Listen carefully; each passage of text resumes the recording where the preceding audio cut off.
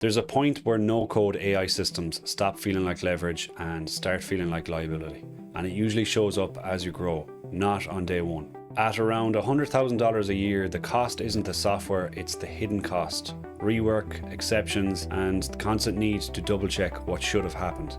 In this video, you'll learn how to identify whether your stack is headed for that ceiling and understand why without guessing. I'll back it with a realistic workflow pushed from easy mode into the conditions where fragile designs reveal themselves. When people say their systems break, they usually mean something very specific, even if they don't phrase it that way.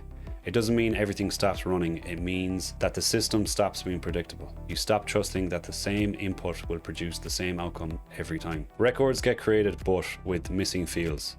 Actions fire but twice, or not at all. Exceptions don't surface clearly, so you only discover problems days later when a client asks why something didn't happen. Breaking in practice means the system quietly shifts risk back onto you. You become the error handler, you become the monitoring layer, and the system that was supposed to reduce cognitive load now adds it. You can usually see this starting to happen before revenue even hits the number people like to talk about. What's important here is the pattern. As load increases, the system's failure mode changes from obvious errors to silent inconsistencies. And those are harder to catch, harder to quantify, and much more expensive over time. This is where most explanations go wrong. They jump straight to tools or complexity. More steps, better prompts, different platforms. But the issue isn't the number of tools, it's the architecture of the system itself. The diagnostic lens that matters here is architecture first.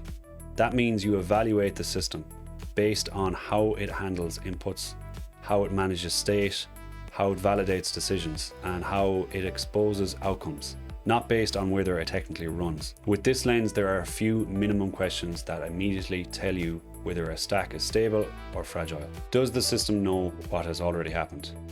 Can it tell the difference between a new request and a repeat? Does it validate inputs before writing data? And when something goes wrong, does it stop with a clear reason, or does it push partial results downstream? You don't need to know the implementation details yet. You just need to see whether those categories exist at all. Now let's talk about where the $100,000 actually comes from, because it's rarely a clean software bill. The cost shows up as time first, time spent rerunning automations, time spent fixing records, time spent checking logs that don't really tell you what happened. Then it shows up as rework. You redo onboarding steps, you resend emails, you rebuild projects because the first one was incomplete. After that, it turns into error cost. Missteps lead to client friction. Delays turn into apologies. And finally, there's the reliability tax. You stop delegating to the system. You build parallel manual processes, just in case. The stack might still be cheap on paper, but operationally it's draining leverage instead of creating it. That's why this ceiling feels confusing. Nothing looks broken enough to justify a rebuild, but everything feels slightly harder than it should. As systems grow, there are a small number of limits that almost always show up. One is context collapse. The system can't reliably turn messy, unstructured input into consistent fields, so decisions drift over time. Another is state blindness. The automation doesn't know whether a client already exists or what stage a project is in, so it repeats actions or skips steps. A third is validation absence. Data gets written before it's checked, which means errors propagate instead of stopping early. Then there's decision opacity. When something fails, you see error, but not why, so you can't tell whether it's safe to retry. Rate limits and timeouts show up next, especially when volume spikes, run stall or partially complete. And finally, there's silent exception handling, where the system keeps going even when assumptions are violated. Each of these limits maps to a behavior you've probably seen, and none of them are fixed by adding another tool. They're fixed by changing how the system is designed. To make this concrete, imagine a simple client intake to fulfillment kickoff workflow. At low volume, it looks clean. A request comes in, fields get parsed, a project is created, notifications go out. Now run the same workflow with a batch of realistic requests. Some arrive via email, some include attachments, some are follow-ups. In a fragile stack, you'll see duplicates because triggers fire twice. You'll see missing fields because the AI guessed instead of validating. And you won't see those failures clearly, you'll see the downstream cleanup. In an architecture first version, the behavior is different. Inputs are normalized before anything is written. Required fields are checked. If something doesn't meet the criteria, the run stops and gets labeled as an exception with a reason. The key difference isn't that errors disappear, it's that outcomes become visible and bounded. At this point, you can do a fast self-audit without touching any code. Ask yourself a few binary questions. Can every run end in only one of two states? Completed or exception with a reason? If an AI output is malformed, does the system reject it or does it try to best effort continue?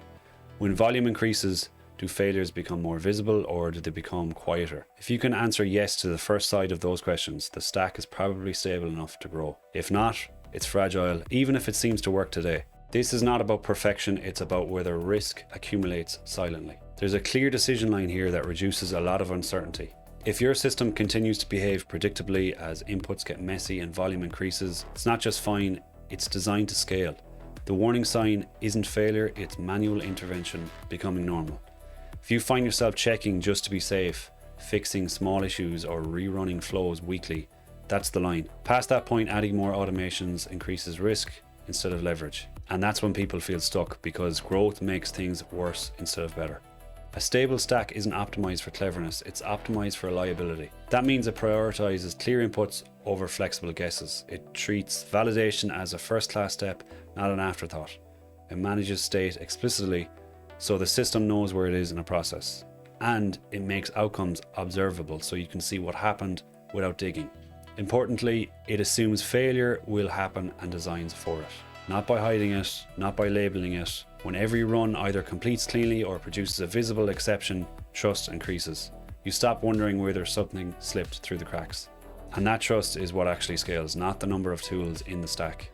Let's recap what actually changed here. The problem wasn't that no-code AI tools stopped working, it's that stacks designed without an architecture-first lens quietly shift risk back onto the operator as volume increases. The shift in approach is moving from does it run to does it behave predictably under stress. The core model behind that shift is plan, draft, approve, execute. Plan the flow and decision points before anything runs. Draft outputs, especially AI generated ones, into a structured form. Approve those outputs through validation and state checks. Then execute writes and actions only when the criteria are met. The sequence increases reliability because it prevents partial success and makes failure visible instead of silent. When you design systems this way, scaling stops feeling like gambling and starts feeling like control.